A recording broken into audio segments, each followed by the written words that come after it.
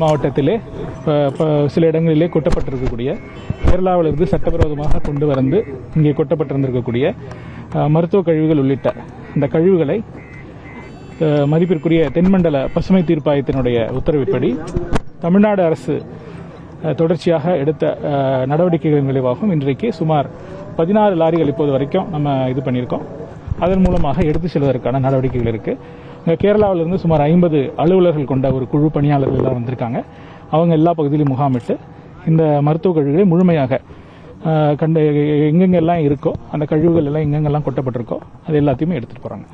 கடைசியா கண்டறிஞ்ச இடத்துல அதுவும் உட்பட அது திடீர் உட்பட அவங்க தரப்புல மேல திடீர் எங்களோட கணக்குல வரல, நாங்க இதை மட்டும் தான் எடுக்கிற மாதிரி.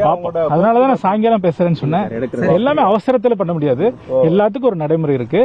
நீங்க இது எடுக்கலன்னு 3 நாளா சொன்னீங்க. எப்படி எடுக்கணும் அப்படிங்கிறது அரசுக்கு எப்படி அரசு தீவிரமாக இந்த விவகாரத்திலே மிகவும் கவனத்தோடு மக்கள் நலன் கருதி சுற்றுச்சூழல் பாதுகாப்பை கருத்தில் கொண்டு தமிழ்நாடு அரசு மட்டுமல்ல கேரளாவில் இருக்கக்கூடிய அரசு அவர்கள் அலுவலர்களும் மிகுந்த ஒத்துழைப்போடு இதை செயல்படுத்திக்கிட்டு இருக்காங்க. அந்த சமூக விரோதிகள் இது போன்ற செயல்பாடுகளை செய்யக்கூடிய சமூக விரோதிகள் மீது தீவிரமான நடவடிக்கை எடுப்பதற்கு நீங்க ஏற்கனவே 2 பேர் அரெஸ்ட் பண்ணியிருந்தாங்க. காவல்துறை துரிதமாக செயல்பட்டு நேற்றும் ஒரு 3 பேர் அரெஸ்ட் பண்ணியிருக்காங்க. கடுமையான நடவடிக்கைகள் தொடர்ச்சியாக 16 வண்டிகள் சொல்லியிருக்கோம். இப்போதைக்கு தேவைப்பட்ட எத்தனை வண்டி வேணாலும் நம்ம எடுத்து இந்த கழிவுகளை முழுமையாக தடுக்க எப்படி நடவடிக்கை? இப்போ கன்னியாகுமரியில ஒரு 16 செக் போஸ்ட் இருக்கு, தென்காசியில 2 செக் போஸ்ட் இருக்கு. அங்க கூடுதல் பாதுகாப்புகள் ஏற்பாடுகள் ஒருங்கிணைந்து, அதே மாதிரி கேரளா சைட்லயும் கூடுதல் பாதுகாப்பு ஏற்பாடுகள் செய்யப்பட்டிருக்கு. அரசிலிருந்து பல்வேறு அறிவுரைகள் வழங்கப்பட்டிருக்கின்றன.